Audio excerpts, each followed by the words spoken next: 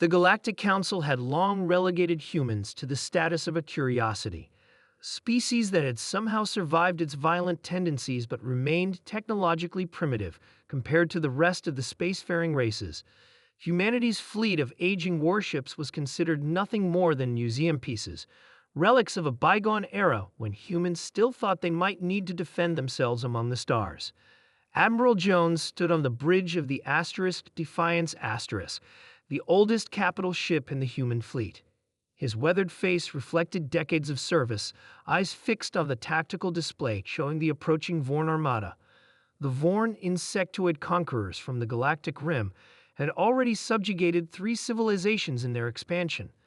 The Galactic Council, in its infinite wisdom, had decided negotiation was the only option. "They're hailing us, sir," Lieutenant Reeb reported, her fingers hovering over the communications panel.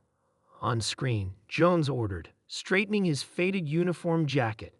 The view screen flickered to life, revealing the chitinous face of Supreme Commander Kraz. His mandibles clicked in what humans had learned was the Vorn equivalent of laughter. "Admiral, the Council instructed you to clear this sector. Your obsolete vessels are not part of the diplomatic arrangement," Kraz's translator conveyed, the artificial voice unable to hide the contempt. "Perhaps your museum ships would be better preserved in orbit around your homeworld." Jones maintained a neutral expression. "We're simply observing, Commander. The Treaty of Proxima allows for human presence in neutral zones."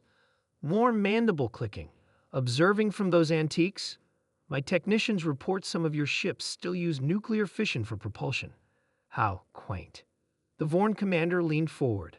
"But if you insist on staying, you may witness true power. The Council will soon understand that negotiation is merely a prelude to inevitable Vorn dominion." The transmission ended abruptly. "He just admitted their intentions," Captain Miller noted from his station. "The Council needs to be warned." Jones nodded.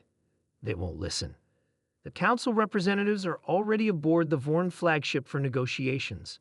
He paused, considering the 40 ships under his command. Old, yes, but not what they appeared to be. Status of Ghost Protocol. "All ships report green, Admiral," Reed confirmed. "The Vorn scanning systems see exactly what we want them to see." For 50 years, while supposedly focusing on cultural exchange and scientific research, humanity had been preparing.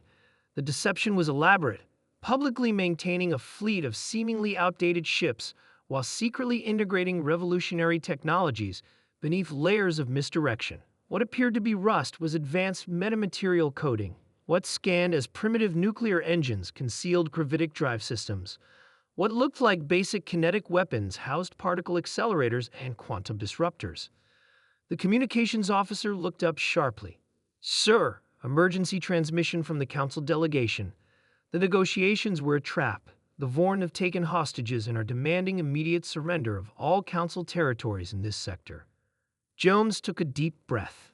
For decades, human intelligence had predicted this scenario.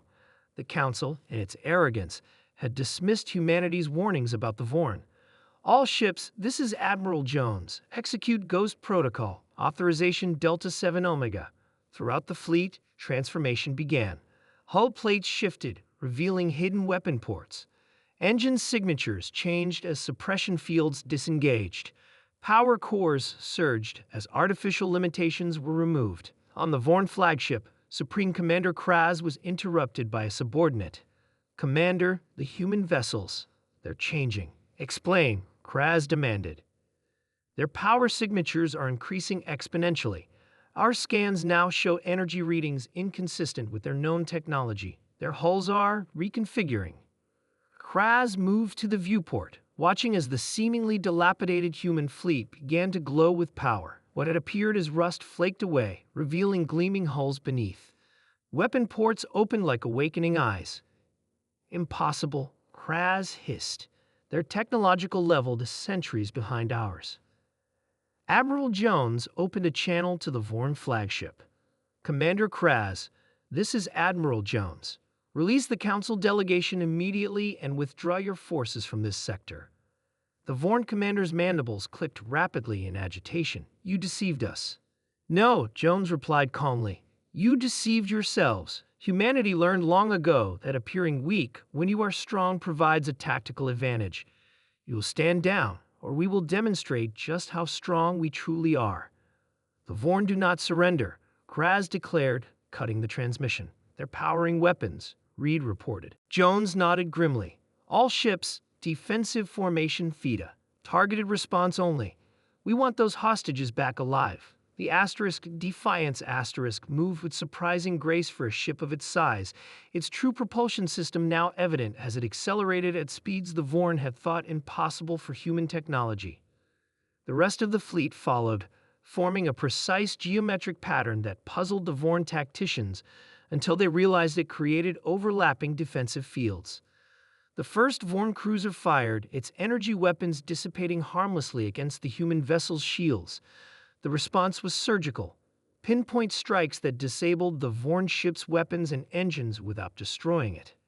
Throughout the formation, the human fleet demonstrated capabilities that shocked the watching council representatives. Ships thought to be relics moved with impossible agility. Weapons believed to be simple kinetic projectiles revealed themselves as directed energy systems far beyond even Vorn understanding. Within 20 minutes, half the Vorn fleet was disabled, their weapons and propulsion systems offline but life support intact. Supreme Commander Kraz watched in mounting horror as his supposedly superior force was systematically neutralized by what he had dismissed as museum pieces. The Council delegation has been secured, Admiral, Reed reported. They're being transported to the Defiance now. Jones nodded, opening a channel to the remaining Vorn vessels. Commander Kraz, your options are limited. Surrender now, or we continue this demonstration. The Vorn commander's reply was immediate. We accept your terms, Admiral. As the Council representatives arrived on the bridge, their expressions ranged from shock to embarrassment. The Tilleran ambassador approached Jones. You concealed your true capabilities from the Council, he said, his tone a mixture of accusation and admiration. Jones smiled slightly. Humanity learned from our own bloody history that peace isn't maintained by showing all your cards at once. Sometimes, the best deterrent is the unknown. The ambassador glanced at the view screen showing the disabled Vorn ships. The Council will need to reevaluate humanity's role in galactic affairs. We would welcome that, Jones replied. But remember this lesson, Ambassador. Never judge a species by the age of its ships, but by the wisdom they've gained from surviving their own worst instincts. Behind them, the once ridiculed human fleet stood vigilant, their true power finally revealed, not as conquerors, but as guardians against those who mistook patience for weakness.